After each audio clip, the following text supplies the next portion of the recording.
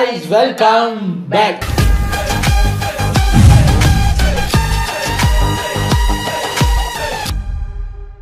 இன்னைக்கு நம்ம ஷாப்பி ஜோன்ல இருந்து சீரியல் கொடுமைகள் அதான் பார்க்க போகிறோம். என்ன ஆச்சு ஏதாச்சுங்கிறத உள்ளே போய் பார்க்கலாம்.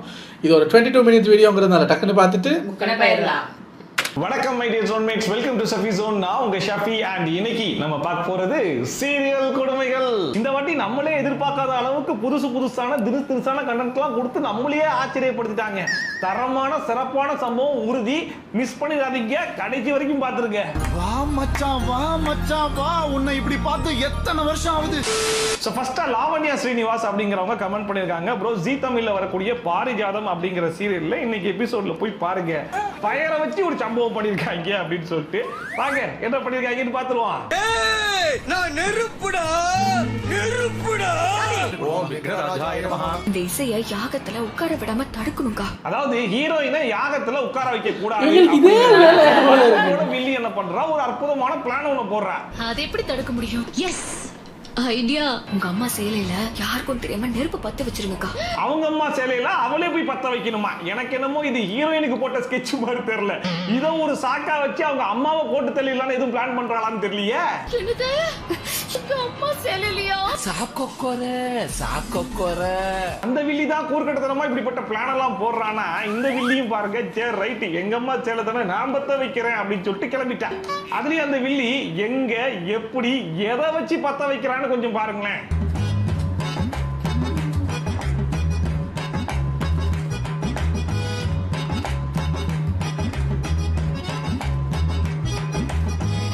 யாருக்கும் தெரியாம அப்படியே நைஸா வந்து அவங்க அம்மா சரியில்ல, அதுவும் லைட்டரை வச்சே பத்த வச்சுட்டு குடுன்னு ஓடி வந்துட்டாங்களாமா. பத்திக்கிட்டு எரியறது கூட அவங்களுக்கு தெரியலையாமா. அதெல்லாம் கூட பரவாயில்ல.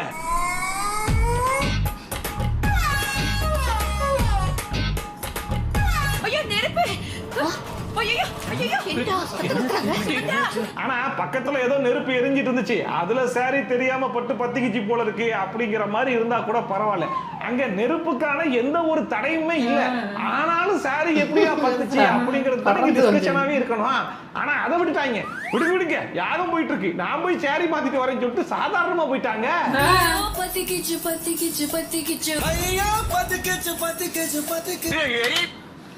ஏம்மா நீங்க உங்க பெட்ரூம்ல தான் இருக்கீங்க, எல்லாரும் கீழே பூஜையில பிஸியா இருக்காங்க. நெருப்பை பார்த்தோடனே அவுத்து போட்டு நீங்க பாட்டுல போய் குளிச்சுட்டு வேற சாரி போட்டு வரலாம்ல. கீழே இருக்கிற எல்லாரையும் வர வச்சு அந்த இம்புத்துக்காண்டு நெருப்பை பிடிச்சி அணைச்சதுக்கு அப்புறம் சாரி மாத்த போறீங்க. ஆனா ஹீரோயினை பழி வாங்குறதுக்காக சொந்தமாவே கொல்ல பாத்தீங்க. நீங்க தாங்க இந்த வருஷத்தின் சிறந்த வில்லி. பயப்படாதீங்க, நான் போய் மாத்திட்டு வந்துட்டேன். ஒண்ணு இல்ல, பூஜைக்கு ரெடி ஆகுங்க. ஆனா எது எப்படியோ ஒரு வழியா பூஜை நடக்க போகுது. ஆனா இதுல கொடுமை என்னன்னு சொல்லி பாத்தீங்கன்னா, ஈயே இல்லாத இடத்துல என் சாரியில எப்படி தீ பத்திச்சு அப்படிங்கறதையும் கேட்கல. இதுக்கும் ஹீரோயினுக்கும் என்ன சம்பந்தம் அப்படிங்கறதையும் எப்படி கேட்கல. இது காரணம் இவதான், இவளை வெளியே அனுப்புங்க அப்படின்னு உடனே சரின்னு அவங்களே கிளம்புறாங்களா, எல்லாரும் வந்து வேடிக்கை பாக்குறாங்களா. இவளோட ஜாதகம் தான் காரணம். அவளை இந்த யாகம் முடியற வரைக்கும் அவளோட சித்தி வீட்டுல இருக்க சொல்லு. நான் செவனேந்தானா போய்க்கிறேன். மொட்டை தலைக்கு முழங்காலுக்கு முடிச்சு போடுறேன். அவ ஜாதகம் காரணம் கிளவி சாரி ஏன் கொழுந்து விட்டு எரியுது? கிளவி சாரி கொழுந்து விட்டு எரியுதுன்னா கிளவி ஜாதகத்துல எல்லாம் கோளாறு. இது என்னங்க இது? அதுவும் இல்லாத நெருப்பு வந்து விழுந்துருக்கு. குட்டுப்பமே லூசு போல இருக்கு ஐயா. ஆரம்பமே இந்த நாத்தா தும்புக்காச்சு போனா. ஆனா என்ன, வழக்கமா சீரியல்ல வில்லி ஒரு பிளான் போட்டானா அது எப்படியும் சொதப்பிருன்றது நடந்த விஷயமா இருக்கும். ஆனா முதல் தடவையா வில்லி ஒரு பிளான் போட்டு அதையும் சக்சஸ் ஆக்கியிருக்கா. அது வரைக்கும் சந்தோஷம். அடுத்த உமாதேவி அப்படிங்கிறவங்க கமெண்ட் பண்ணிருக்காங்க, ஜீ தமிழ்ல வரக்கூடிய திருமாங்கல்யம் அப்படிங்கிற சீரியல்ல இந்த டேட்ல இந்த எபிசோட்ல போய் பாருங்க. ஹீரோயின் ஒரு படிச்ச புள்ள, அந்த புள்ளைய போட்டு என்னென்ன அநியாயம் பண்றாங்க பாருங்க அப்படின்னு சொல்லி போட்டிருக்காங்க. வாங்க இதை தட்டி கேட்க கூடாது. மகா ரெஸ்ட் ரூம் க்ளீன் பண்ணிக்கிட்டு இருந்தா. இவையா அதை பண்ணணும்? ஏன்னா இவளுக்கு அந்த வேலையை தான் கொடுத்திருக்காங்க. இந்த புள்ளை ஏன் இவ்வளவு கொந்தளிக்குதுன்னு கேட்டீங்கன்னா, படிச்ச புள்ளைய கொண்டு போய் அந்த வில்லிக்காரி என்ன பண்ணிருக்கா, கக்கூஸ் கழுவி விட்டுருக்கா. அதை கேட்டா யாரா இருந்தாலும் கடுப்பாக தானே செய்யும். அதுலயும் படிச்ச புள்ளனா சாதாரணமா கிடையாதுங்க. அந்த புள்ள எது வரைக்கும் தெரியுமா படிச்சிருக்கு? Let's ready. மகா +2 வரைக்கும் படிச்சிருக்கா.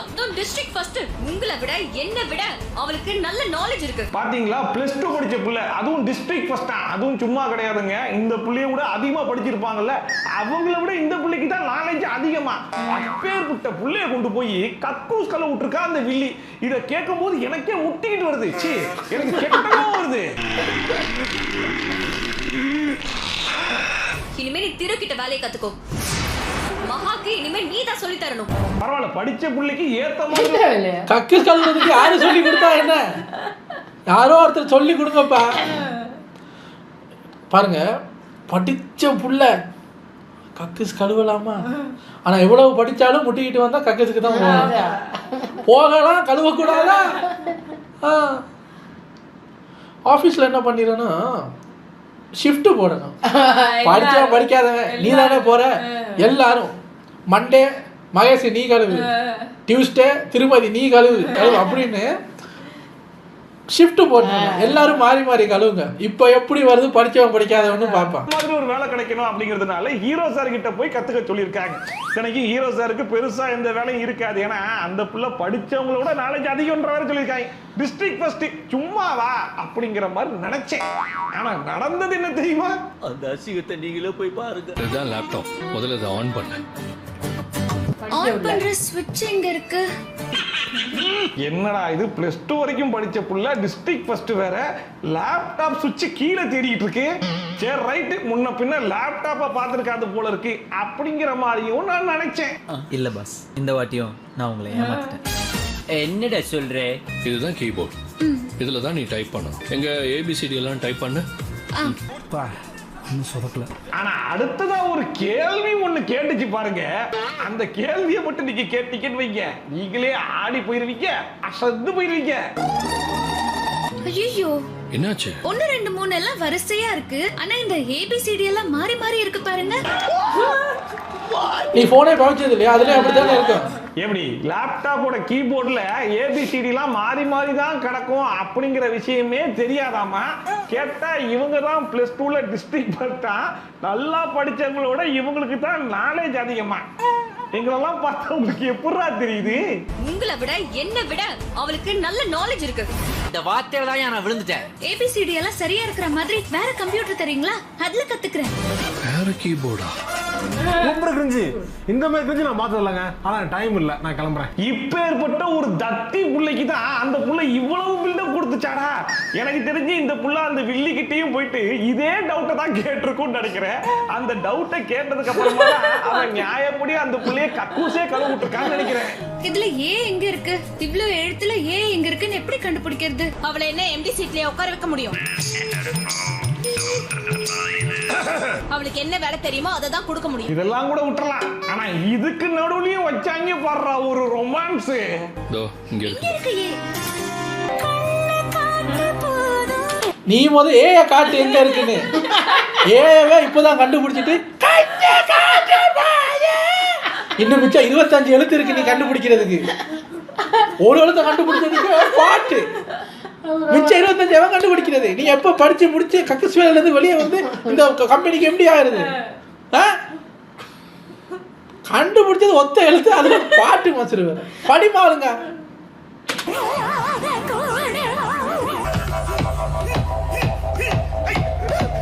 அடுத்த ஜோசிகாஸ் அப்படிங்கிறவங்க கமெண்ட் பண்ணிருக்காங்க. விஜய் டிவில வரக்கூடிய பாண்டியன் ஸ்டோர்ல பாத்தீங்க அப்படின்னா பாரதி கண்ணம்மா, சின்ன மருமகள் இவங்க எல்லாம் எந்த வழியில போனாங்களோ அவங்களே ஃபாலோ பண்ணிட்டு இவங்களும் போறாங்க அப்படின்ற மாதிரி போட்டிருக்காங்க. வாங்க இவங்க எங்க போறாங்கன்னு கேட்டு வருவோம்.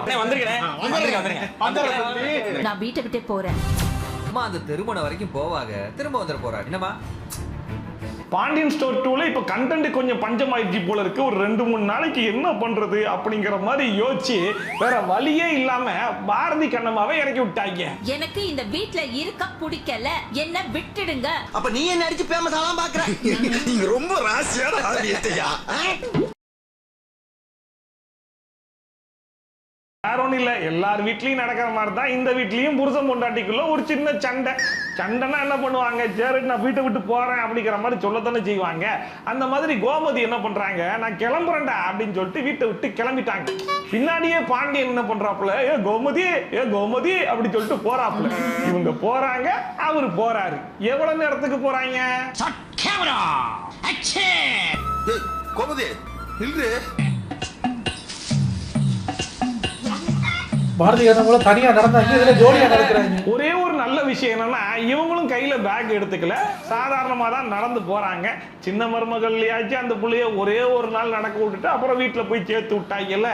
ஆனா இங்க நடக்கிறாங்க நடந்துகிட்டே இருந்தாங்க. சரி ஒரு முடிவுக்கு வருமானு சொல்லி பார்த்தா தொடரும் போட்டாங்க.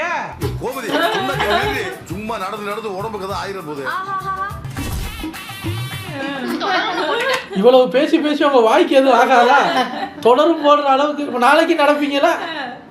எனக்கு தெரிஞ்சு இவங்க வந்து ராதிகாவோட சிஸ்டர் தானே. ராதிகா மேடம் வந்து ஸ்ரீலங்காவில் வீடு வச்சிருக்காங்க. இவங்க நேரம் அங்கதான் போறாங்கன்னு நினைக்கிறேன். ஏங்க நீங்க ஸ்ரீலங்காக்கே நடந்து போயிருவீங்களா? அவரு கோமதி பார்த்தா அங்க எல்லாரும் பேசிக்கிட்டே எங்க வந்திருக்கான் அப்படின்னு பார்த்தா ஸ்ரீலங்கா.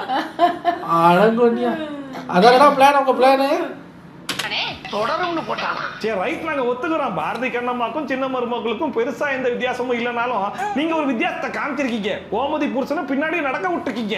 ஆனா அதுக்குன்னு தொடரும்லாம் போட்டு 2வது நாளா நடக்க விடுறது அப்படிங்கிற மாதிரி 2 நாளைக்கு நீ வாயை பொழக்கிற. நாங்க மறுபடியும் போடுவோம்ல தொடரும்ட்டு, மறுபடியும் தொடரும் போட்டாங்க. அப்படி என்ன சார் பேசுறீங்க? முடிஞ்சதுண்ணா. சரி கண்டென்ட் இல்லாம 2 நாள் தான் ஓட்டினாங்கன்னு சொல்லி பார்த்தா 3வது நாளும் கோமதி நடக்கும், கோமதி புருஷன் பின்னாடி நடக்கன்னு போயிட்டு இருக்கீங்களே. எப்பதான்டா முடிவுக்கு வருவீங்கன்னு சொல்லி கேட்டா ஒரு வழியா அன்னைக்கு ராத்திரியே கோமதியை வீட்டுக்கு கூட்டு வந்துட்டேன்ல அப்படின்னு சொல்லிட்டு வீட்டுக்கு கூட்டு வந்து ஒரு வழியா அதுக்கு ஒரு முற்றுப்புள்ளி வச்சுட்டாங்க. காலையில நடக்க ஆரம்பிச்சது, இப்ப டயத்தை பாரு. கோமதிக்கா என்ன செலுத்துக்கிற? நாங்க 3 நாளா உட்காந்துருக்கேன். இவர் காலையில இருந்து சாயங்காலம் நடந்ததுக்கே அவருக்கு அலுப்படிக்குதான். தொடரும் போட்டு 3 நாள். இப்போ கோமதி சொல்லணுமா, ஆமாங்க எனக்கும் டயர்டா இருக்கு, வாங்க திரும்பி வீட்டுக்கே போவோம் அப்படின்னா மறுபடியும் 3 நாள் ஆகுது. அதானே எதுக்கு இவ்வளோ காண்டா மறைச்சுனுக்கிறீங்க? இன்னும் எப்படி நேரம் நடந்துக்கே இருப்ப. ஜஸ்ட் பொண்டாட்டி கோச்சிட்டு வீட்டை விட்டு வெளியே போற சிம்பிள் சீன் தான். அதை வச்சு 3 நாளைக்கு ஓட்டிருக்காங்க. அது ஒரு பக்கம் அப்படின்னா இதையும் 3 நாள் உட்கார்ந்து பாக்குறதுக்கெல்லாம் ஆள் இருக்காங்க. ரொம்ப பெருமையா இருக்குடா. நான் ஒரு 2 நாள் காட்டுவீங்க சீரியல்னா அப்படி நினைக்கிறீங்க? அப்படிதான் நினைக்கிறேன். 1 மாசம் காட்டவா? எப்படி சார் 1 மாசமா?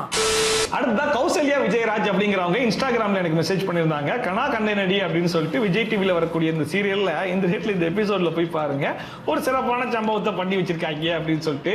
வாங்க இங்க என்ன பண்ணிருக்காங்கன்னு பாத்துருவோம். பழைய ஹீரோ இல்ல. நான் கூட பயந்துட்டேன், எங்க மாப்பிள்ளை சார் பொண்ணு கழுத்துல தாலியை கட்டிடுவாரோன்னு சொல்லிட்டு. கரெக்டான தாலி கட்டுறாங்க. இப்போ வந்து போலீஸ் அந்த மாப்பிள்ளை சாரை அரெஸ்ட் பண்றது. சீரியல் தான் இழுப்பீங்கன்னு தெரியும். அதுக்காக இவரை நான் சின்ன வயசுல இருந்து பாத்துக்கிட்டு இருக்கேன். இவரே இப்பதான் தாலி கட்டுறாருன்னா அப்ப நாளா எங்க வருது? போயாத பக்கம். நேத்து கூட இவரோட பொங்கல் படம் எனக்கு ரொம்ப பிடிக்கும்னு யூடியூப்ல போட்டு பாத்துக்கிட்டு இருந்தேயா. அதுலயும் பாவம் மனுஷனுக்கு கல்யாணம் ஆகணும்னு பார்த்தா எத்தனை வருஷம் கழிச்சு இப்பதான் தாலி கட்டவங்க அதையும் தடுக்க வர்றாங்க. ஐயா இவருக்கே இப்பதான் அவரை சின்ன வயசுல பார்த்த எனக்கெல்லாம் எப்பயா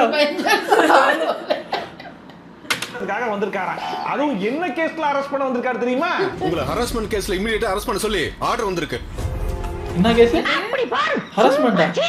அவசரமா கல்யாண மண்டபத்துக்கு ஓடி வந்து கல்யாணத்தை நிப்பாட்டிருக்காங்க. அதுவும் அரெஸ்ட் பண்ண வந்திருக்காங்களாமா. அதுவும் இமிடியேட்டா அரெஸ்ட் பண்ண சொல்லிருக்காங்க அப்படிங்கறத அவரே வேற சொல்றாப்ல.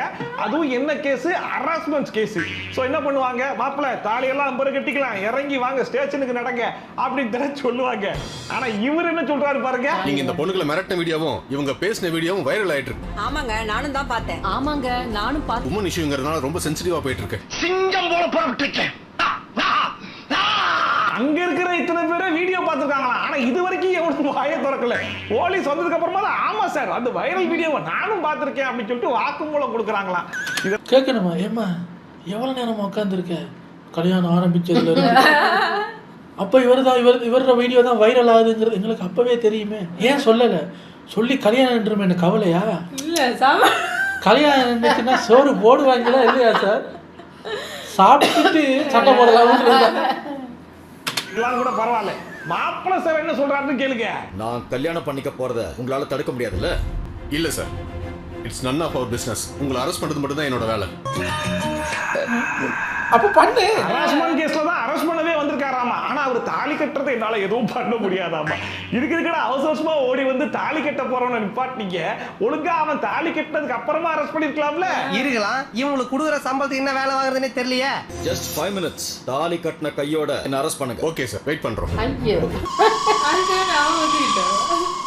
சரி சீக்கிரம் கல்யாணத்தை முடிப்பான அரெஸ்ட் பண்ணணும் அப்படின்னு சொல்லிட்டு போலீஸ் ஒரு பக்கம் வெயிட் பண்ணிட்டு இருந்தா மறுபடியும் ஒரு ட்விஸ்ட் வைக்கிறாங்க. தாலி கட்டாதீங்க.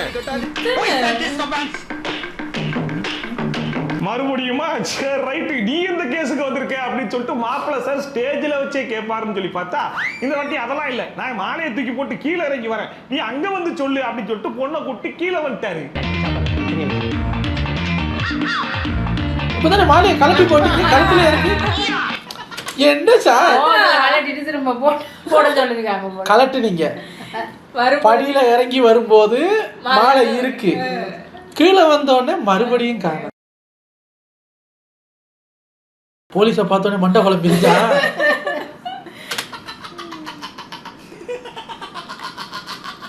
அதுலயும் பாருங்க, கல்யாணத்தை ஒழுங்கா நடத்த விட மாட்டாங்கன்னு சொல்லிட்டு மாப்பிள்ளை கோவத்துல மாலையை தூக்கி கீழே போட்டு வந்தாலும் அந்த மாலை பாருங்க, நான்லாம் கீழே கிடக்க மாட்டேன், மறுபடியும் தோல்ல தான் கிடப்பேன் அப்படின்னு சொல்லிட்டு அதுவும் வந்து தோல்ல உட்காந்துக்குச்சு. அதுக்கப்புறம் இவ்வளவு வேலை செஞ்சு மண்டை மேல இருக்க கொண்டே மறந்துட்டேனா? இது எல்லாத்தையும் கூட விட்டுறலாங்க. ஆனா அந்த போலீஸ் சார் என்ன சொன்னாப்ல, சட்டப்படி என்னால எதுவும் பண்ண முடியாதுமா, எதுவா இருந்தாலும் மாப்பிள்ளை சார் முதல்ல தாலியை கட்டி முடிக்கட்டும், அதுக்கப்புறம் பாத்துக்கலாம் அப்படின்னு சொல்லிட்டு பொறுப்பா பேசினார்ல. ஆனா இப்போ ஒரு புள்ள அவர் தொட்டு தாலி கட்டின பொண்டாட்டியே நான் தாங்க அப்படிங்கிற மாதிரி சொன்னாங்க. என்னமா சொல்ற, இது ஹராஸ்மென்ட் கேஸ் ஆச்சு அப்படின்னு சொல்லிட்டு அபிஷியலா எந்த ஒரு கம்ப்ளைண்ட் இல்லாம இப்ப மட்டும் அரெஸ்ட் பண்ணி கூட்டு போயிட்டாராம். அப்ப ஃபர்ஸ்ட் கொடுத்த ஹராஸ்மென்ட் கேஸ் தக்காளி தொக்கான்னு கேக்குறேன். கேட்கல. இவங்க தான் உத்தமனோட முதல் பொண்டாட்டி. இவர்தான் என்னோட ஹஸ்பண்ட். கம்ப்ளைண்ட் கொடுத்துச்சு, உடனே கல்யாணத்தை நிப்பாட்டணும், மாப்பிள்ளையை அரெஸ்ட் பண்ணி கூட்டு போயிட்டோம்னா சாதாரணமா இருக்குல்ல. உடனே இல்ல நீங்க தாலியை கட்டுங்கன்னு மறுபடியும் தாலியை கட்ட விட்டு அப்ப நிப்பாட்டி மறுபடியும் கேஸ போட்டு மறுபடியும் கூட்டு போனா ப்ரூஃப் எல்லாம் கேட்க மாட்டீங்களா? யாரு வந்து இவர்தான் என்னோட முதல் ஹஸ்பண்ட் அப்படின்னு தூக்கிட்டு போயிடுவீங்க. இப்போ ஷாஃபி சொல்ற மாதிரி வந்த கம்ப்ளைண்ட் அரெஸ்ட் வாரண்ட் இருக்கிற கேஸுக்கு காத்து கிடந்தாரு. இது கம்ப்ளைண்டே வரல, இப்பதான் அந்த பொண்ணு வந்து சொல்லுது, உடனே தூக்கிட்டு போயிடு. கொஞ்சம் சுவாரஸ்யம் இன்க்ரீஸ் ஆகுதா இல்லையா? அதுக்கு தான் இதெல்லாம். ஆமாங்க, அவ்வளவுதாங்க மேட்ரு. அடுத்ததா முத்துலட்சுமி அப்படிங்கிறவங்க கமெண்ட் பண்ணிருக்காங்க, ப்ரோ விஜய் டிவில வரக்கூடிய சிறகடிக்க ஆசை அப்படிங்கிற சீரியல்ல போய் பாருங்க, ஒரு பயங்கரமான காமெடி ஒன்று பண்ணியிருக்காங்க, கொஞ்சம் என்னன்னு பாருங்க அப்படின்னு சொல்லிட்டு. வாங்க என்ன காமெடின்னு பாத்துருவோம். ரொம்ப நன்றி வந்ததுக்கு. இது ஒரு காமெடிக்கு ஒரு உந்து. சிந்தாமணி ரொம்ப வருஷமா இருக்காங்களே, இருந்து அவ என்னத்த பண்ணிட்டா? மீனா புதுசா வரா, அவளுக்கு நம்ம கஷ்டம் எல்லாம் தெரியும். இப்ப எலெக்ஷன் வரும்போதுல அதனால சீரியல்லயும் கொஞ்சம் எலெக்ஷனை கலந்து விட்டோம் அப்படின்னா சுவாரஸ்யம் பொங்கிரும் அப்படின்னு சொல்லிட்டு இவங்களும் ஒரு எலெக்ஷனை வச்சு விட்டாங்க. எங்கன்னா பூ வியாபார சங்கத்துல எலெக்ஷனை, அங்கேயும் 2 பேருக்குள்ள தான் போட்டியே, இங்கேயும் 2 பேருக்குள்ள தான், ஒன்னு வில்லி ஒன்னு ஹீரோயினா. நிலைமைய பார்த்தா நான் ஜெயிப்பேனானே சந்தேகமா இருக்குடா. ஏய் எங்கடா இருக்க? இங்கதான் இருக்கேன். அந்த மீனா மனு தாக்கல் பண்ண கூடாது. தூக்கிட்டுமா? கேட்டீங்களா? வழக்கமா வில்லி மட்டும் தான் பொறுப்புல இருப்பாங்க போல இருக்கு, போட்டிக்கு ஆள் இல்லாம இருந்துச்சு. பட் இந்த வாட்டி போட்டிக்கு ஹீரோயின் வந்ததுனால ஹீரோயினே போட்டு தள்ளிடலாம் அப்படின்னு சொல்லிட்டு வில்லி என்ன பண்றா, ஒரு பக்காவான பிளான் ஒன்னு போடுறா. அந்த மீனா மனு தாக்கல் பண்ண கூடாது, வயித்துல ஒரு கோடு போட்டு விட்டுறா. ஈரா நினைக்கிற அந்த முத்துவுக்கு ஏதாவது ஆனாதான் அவன் ஒதுங்கிக்கும். அவன் வயித்துல கோட போடு. சரிக்கா, நான் கோடு போட்டுறேன். மார்க் மாயாண்டி ஸ்கூல் வாத்தியார் மார்க் போட்டா வயித்துல கோடு போட போறாரு. மீனாக்கும் மீனா புருஷனுக்கும் வயிறு சும்மா தானே இருக்குது, 2 பேருக்கும் வயித்துல ஒரு கோட்டை போட்டு விடு அப்படிங்கிற மாதிரி சொன்ன உடனே வில்லங்காரன் என்ன பண்ணிட்டான், குடுகுடுன்னு ஓடி போய் ஃபர்ஸ்ட் முத்து வயித்துல போடலாம்னு சொல்லி பார்த்தா மீனா வந்து குறுக்கால விழுந்துட்டாங்க.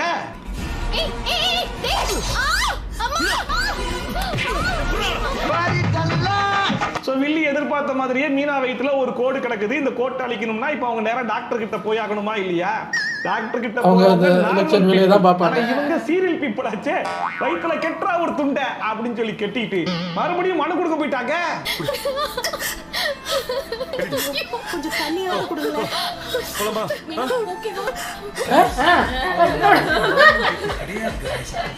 நீங்க ஒரு பிளாஸ்டர் ஓட்டலாங்க. என்ன இருந்தாலும் இள ரத்தம், அதனால ஒரு துடிப்புல வயிற்றுல துண்டை கட்டிட்டு மனு கொடுக்க போயிட்டாங்கன்னு சொல்லலாம். மனு வாங்குறவராச்சும் என்னப்பா போய் டாக்டர் கிட்ட போயிட்டு வரனால சொல்லல, சரி ஏதோ எமர்ஜென்சி போல இருக்கு வயிற்று வந்திருக்காங்கன்னு சொல்லிட்டு அவரு வாங்கி வச்சுட்டாப்ல, அதெல்லாம் கூட பரவாயில்ல. ஆனா அங்கே இருந்து நேரம் ஹாஸ்பிட்டலுக்கு போய் வயிற்றுல இருக்கிற கொட்டை உடனே அடிச்சிட்டு நேரம் வீடு போய் சேர்ந்துட்டாங்க. ஒரு கையெழுத்து போடுங்கம்மா. இப்படி போய் இப்படி வந்துடலாம் சார். நெத்தியில சுடுவாங்கனாலே அந்த புல்லட்டை நெத்தியில வச்சுக்கிட்டு ஒரு வாரத்துக்கு இது வயிற்றுல ஒரு கோடு வீட்டுக்கு போடுறோம்னா அவ்வளவு ஆச்சரியம் இல்லைங்க. இப்படி ஆகுன்னு எதிர்பார்க்கவே இல்லம்மா, எதிர்பாராததை எதிர்பார்க்கவே இல்லம்மா. அடுத்த கமெண்ட் யாருன்னு தெரியல. உங்களுக்கு எல்லாம் வழக்கமா ஒருத்தர் சவால் விடுவாரே, எஸ் தட் சேம் ஹரி தான். இந்த வாட்டி கண்டென்ட் எங்க இருந்து திரும்ப அடிச்சு வந்திருக்காரு, மகாநதி 2ல இருந்து. மகாநதி 2 இல்ல, கார்த்திகை தீபத்துல இருந்து மாத்தி சொல்லிட்டேன். ரெண்டுக்கும் பெருசா இந்த டிஃபரன்ஸ் கிடையாது. சரி ரைட், எப்படி வேணாலும் சொல்லிக்கலாம்.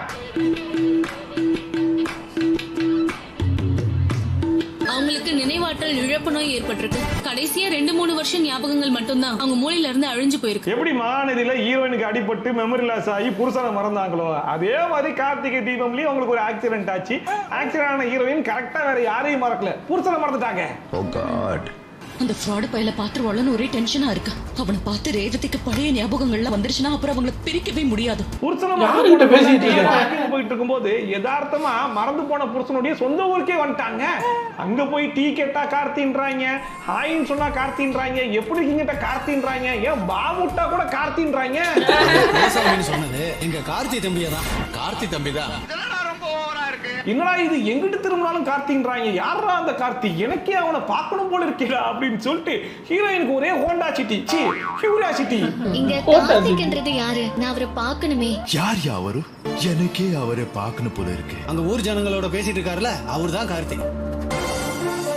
ஹீரோயின் என்ன பண்றாங்க, சரி ரைட்னு சொல்லிட்டு அக்கம் பக்கத்துல விசாரிச்சு உடனே கார்த்தி கிட்டே போயிட்டாங்க. நான் கூட ஆச்சரியப்பட்டேன், ஏண்டா இந்த சீரியல் எல்லாம் 2 வருஷம் எடுத்துப்பாங்கடா, இங்க 2 செகண்ட்ல வந்துட்டாங்களே அப்படின்னு சொல்லி பார்த்தா அங்க வச்சாங்க ஒரு ட்விஸ்ட்.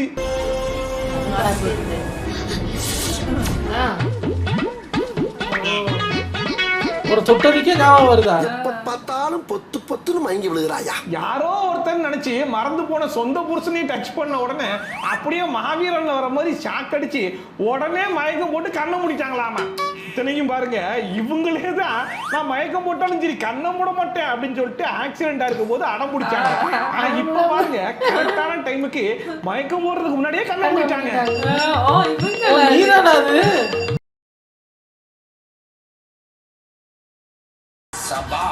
அப்ப ஏன் மயக்கம் போட மாட்டேன்னு சொன்னாங்கன்னா, கார்த்தி வந்து பேசினாதான் மூடுவேன்னு அடம் முடிச்சாங்க. இப்ப அதே கார்த்தியை பாத்திர கூடாது அப்படிங்கிறதுக்காக உடனே கண்ணை மூடிட்டாங்களாமா. கடைசியில அவரு தான் கொண்டு வந்து அட்மிட் பண்ணிட்டு போயிருக்காரு. ஆனாலும் பாருங்க, அவரை பார்க்க முடியல. ஆனா அவரை பத்தி கேட்க மட்டும் செய்யறாங்க. என்ன யார் ஹாஸ்பிட்டல்ல அட்மிட் பண்ணா? கார்த்திங்கிறவர் தான் இங்க உங்களை அட்மிட் பண்ணாரு. அவரை தான் நான் பார்க்கணும்னு நினைச்சேனே. அதான் கிட்ட போன தூங்கிட்டியா. இப்படி எல்லாரும் கார்த்தி கார்த்தி கார்த்தின்னு சொன்னதுனால இப்ப ஹீரோயினுக்கு கார்த்தி மேல ஒரு வெறி வந்து மறுபடியும் மறந்து போன சொந்த புருஷனையே லவ் பண்ணி மறுபடியும் அதே புருஷனை சொந்த புருஷனை ஆக்கிக்க போறாங்க. இதெல்லாம் அடுத்த 200 எபிசோடுக்கு எடுக்க போறாங்க. நம்மளும் உட்கார்ந்து திண்டமா பார்க்க போறோம். ரேவதி ரொம்ப டிஸ்டர்ப் பண்ணுது. சீக்கிரமே அவளுக்கு பழைய ஞாபகங்கள்லாம் வந்து 2 பேரும் ஒண்ணு சேர்ந்துருவாங்கன்னு தோணுது. மறுபடியும் முதல்ல மகாநதியில ஹீரோ சார் ஹீரோயினை லவ் பண்ணி கல்யாணம் பண்ண போறாரு. ஆனா கார்த்திகை தீபம்ல மறந்து போன ஹீரோயினே மறுபடியும் ஹீரோ சார் லவ் பண்ணி மறுபடியும் கல்யாணம் பண்ண போறாங்க. இதுதான் டிஃபரன்ஸ். முடிஞ்சு போச்சா, கிளம்புங்க.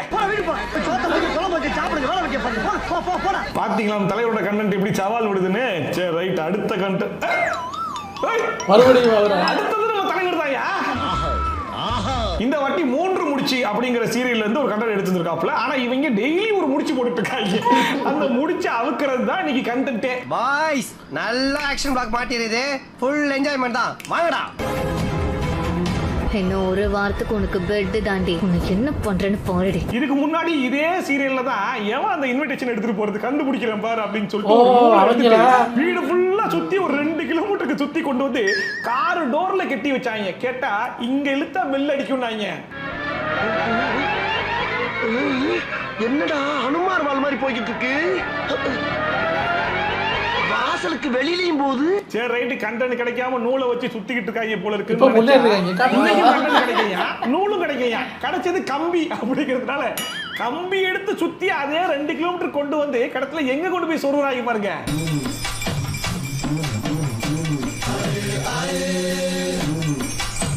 உங்க வீட்டுல வாழ்றவங்க எதுவும் கேட்க மாட்டாங்களா? ஏமா கண்ட இடத்துல கம்பி எல்லாம் போய்கிட்டு இருக்கே, இது வீடா என்னமான்னு கேட்க மாட்டாங்களா?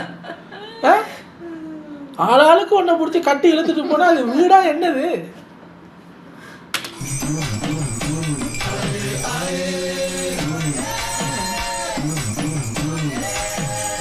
மொட்டை மாடியில் துணி காய போடுவாங்கல்ல கம்பி, அங்க கொடுத்த கனெக்ஷனை தான் அங்க இங்கன்னு சுத்தி கடைக்குள்ள கேபிள் கனெக்ஷன் கொடுக்குற மாதிரி கிரவுண்ட் ஃப்ளோர் வரைக்கும் கொண்டு வந்திருக்காங்க. ஏமா மேலெல்லாம் ஃப்ளோரே இல்லையா, கரண்ட் வராதா, நீ அங்கேயே கொடுத்துக்கலாமேன்னு சொல்லி கேட்டா நாங்க கொஞ்சம் லென்த்தா கொண்டு போவோம்னு கொண்டு வந்திருக்காங்க. இப்ப கரண்ட் ஷாக் அடிச்சு ஹீரோயின் என்ன நிலைமைக்கு ஆக போறாங்கன்னு மட்டும் பாருங்க.